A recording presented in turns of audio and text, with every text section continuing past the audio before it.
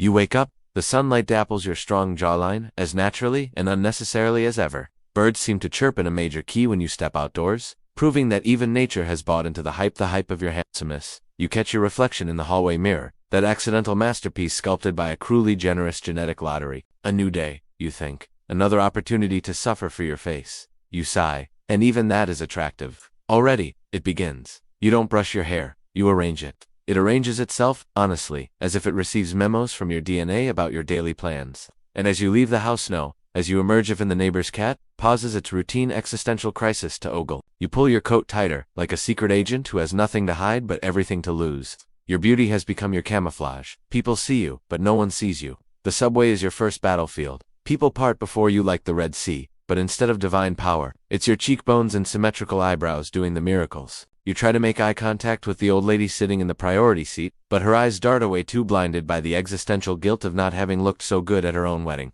You stand, clutching the overhead rail. The guy in the expensive suit glares at you, his own hair desperate for a promotion. The woman in the corner surreptitiously opens her front-facing camera for selfies, and somehow manages to catch you in every shot. You're not photobombing, you're just photobotting. When you reach your office tower, built to be seen, people watch your entrance as if it's the real 9 a.m. You smile at Carla in reception, and she stares through you. Her pleasantness now shattered by the question, is he too handsome for this workplace? You pass a glass-walled meeting room mid-brainstorm, eyes flicker, whispers ignite, confidence withers. In the break room, Bob, who once considered himself rugged, drops his mug. He fumbles a good morning, but it lands on the floor like the broken mug. You try to assemble words. You try to say you're just a person, but words sound different coming from your face. You say nice weather, and it automatically registers as flirting, bragging, or worse, Yeta's irony. You reach your cubicle and notice your boss, whose hairline has been in slow retreat since the second quarter earnings call, is waiting for you. We need to talk about your presentation, he says, eyes darting from your jaw to the stack of untouched expense reports on your desk. You attempt a serious, attentive nod, but on your face, the gesture just becomes smoldering intensity. His voice cracks. People get distracted. You realize he's talking about you. Last time you spoke to the client, he didn't hear a word after hello and approved all terms, including the ones that doubled his fees.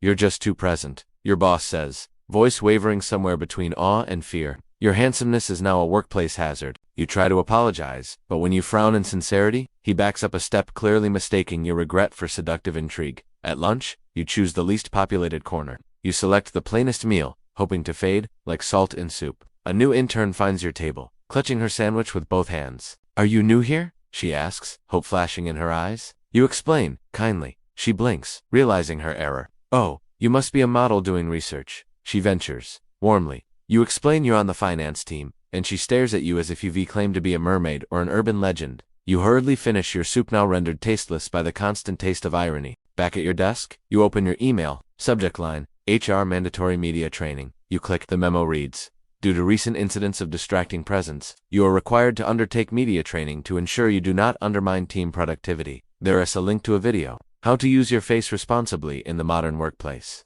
You sigh yet again.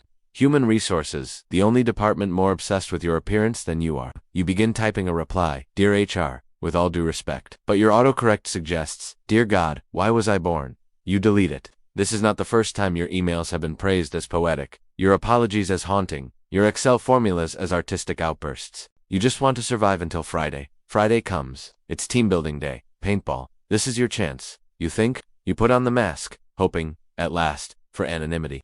But even camo doesn't camouflage you. Teammates gift you the role of decoy, sending you into enemy fire so the other team becomes too starstruck to shoot straight. You get hit in the thigh, a direct hit, and wail in preposterous agony. Look at that vulnerability, shouts Bob, admiring your ability to suffer handsomely. You limp back to the safe zone, but your wound glamorizes you instead of diminishing you, the mark of a tragic hero, doomed by his own handsomeness. After paintball, the after-event beer. Everyone wants selfies with you. Everyone except the quiet coworker in it, who glares in the corner as if you're the personified reason they have to buy shampoo. Later that night, you swipe through your dating apps. Every message starts with wow, proceeds to are you for real, and ends with an unmatched perhaps when they realize perfection, in real life, is alarming, like a glossy apple that tastes only of water. One match writes, you must be a catfish. No one believes you're authentic. You upload a candid. Next day, nice filter, catfish. You give up and scroll through memes about 10-level glopes. If I glowed up anymore, you mutter, they'd mistake me for nuclear waste.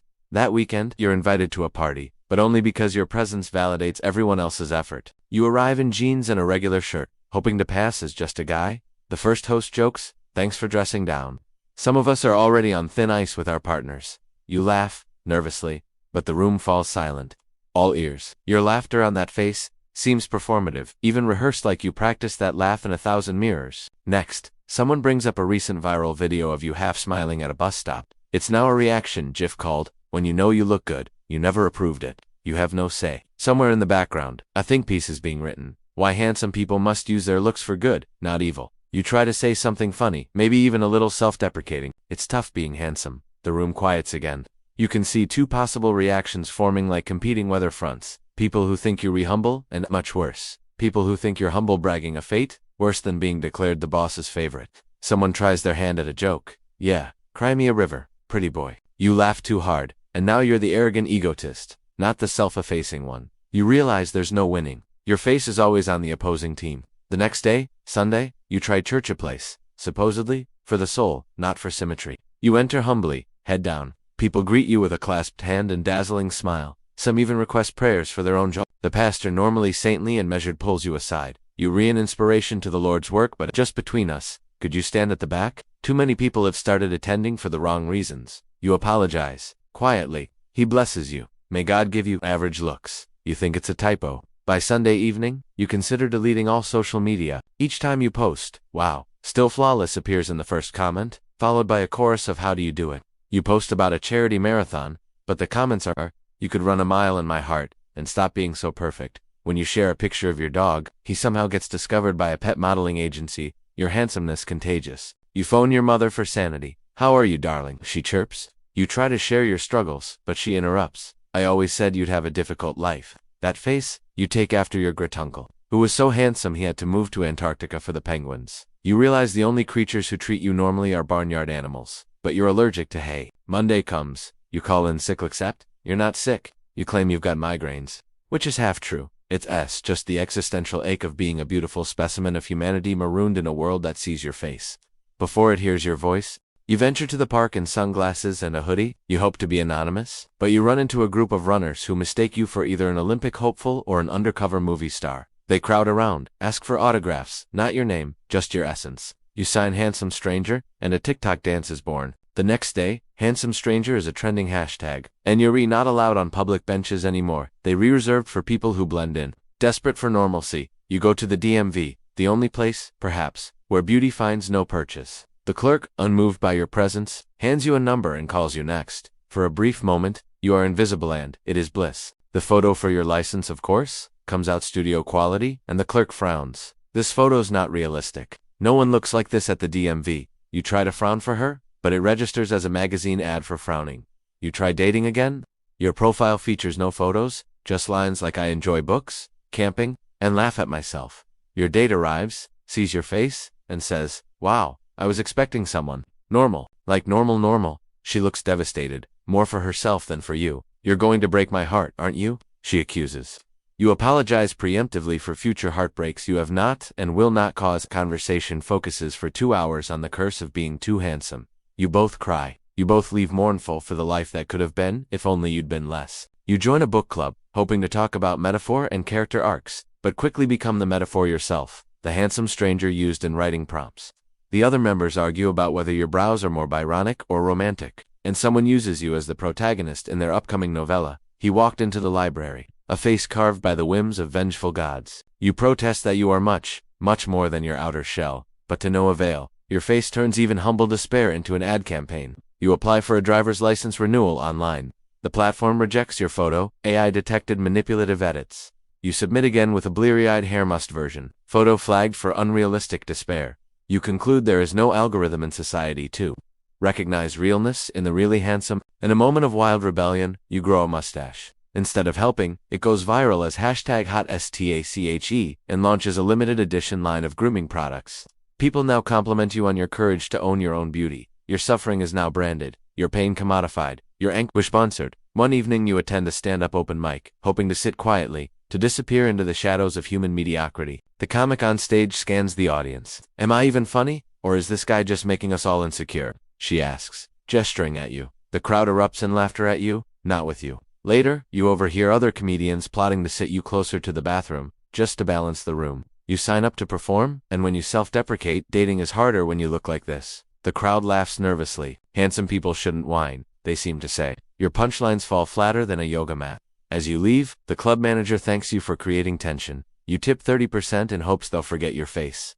They don't. Friends advise, just don't be so handsome. Patients don't choose their symptoms. You want to reply? If you dress badly, you're ironic. If you dress well, you're overdoing it. If you stutter, you're charmingly bashful. If you speak confidently, you're a smug heartbreaker. Everything that registers as normal for others on your face is a punchline or a paradox. When you can't speak clearly, the press immediately assumes your health is poor. Your competitors call for your resignation. When you speak hesitantly, headlines read you have early onset Alzheimer's. When you stumble and stagger, is he high? The tabloids speculate. When you walk with poise, overconfident must be hiding something. If you are late, the internet says, perfection cannot be rushed. When you're early, clearly showing off. Overachiever, it's not you, it's your face. At home, you try to process this. You Google how to be less handsome. The advice is frank gain weight. Wear mismatched clothes, grimace often, eat garlic. Nothing works. Your reflection refuses to quit. You try the soul beauty approach, but that only makes people like you more. You consider a mask not a stylish one, but industrial grade, but quickly realize it makes you look mysterious, and therefore, according to the internet, even more devastatingly attractive. You grow despondent, philosophical. You realize you are the real-life paradox. The world tells you to love yourself, but not as much as everyone else seems to love you. They want vulnerability, but only as long as it makes you more relatable, not more frightening. They want you to own your looks, just not the attention. Unless that's for charitable causes, which must never feature your own face, only your approval. It's the paradoxes, you think, that make the world go around. Blessed are the bland, you whisper, for they shall inherit the earth. The rest must learn to walk among mirrors unshattered. You look in the mirror one last time, late at night. The handsomeness stares back with all the melancholy of a Shakespearean actor trapped in a toothpaste commercial. Are you doomed to be a symbol, a meme? Is your beauty, your rebellion, or your resignation? Then, in the dim blue glow of your phone, another notification. You're trending again. #HansomeguyProblems. You close your eyes? If being handsome is a blessing, it's an expensive one. Handsomely taxed, never refunded. You drift off to sleep, not quite resting. You dream of a world where everyone looks like you, and is absolutely, perpetually, excruciatingly invisible. Tomorrow, you'll wake up and do it again. You'll brave the world with your costly, misunderstood Fiza, little like a monarch in exile, a little like a celebrity in denial, and a lot like the rest of us, joking about the things we cannot change, laughing with the awkward hope that someday, just once, someone will see past the mirror and hear the joke behind the jawline. And so you dream of anonymity, of averageness, of a world where you're the punchline, the setup, and the laughter all at once. Because if being handsome is a paradox, maybe the trick is to laugh first, before the world can, and hope the joke never ends. If you liked this video, don't forget to smash that like button, lest you're too handsome to have time for social media. In which case, hit subscribe and join our support group in the comments below. Remember, life is beautiful, but sometimes it's just too beautiful for its own good.